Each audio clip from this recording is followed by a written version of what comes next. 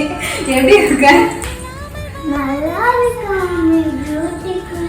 Really சொல்லு, எப்படி இருக்கு என்னோட நியூ ஹேர் ஸ்டைல்?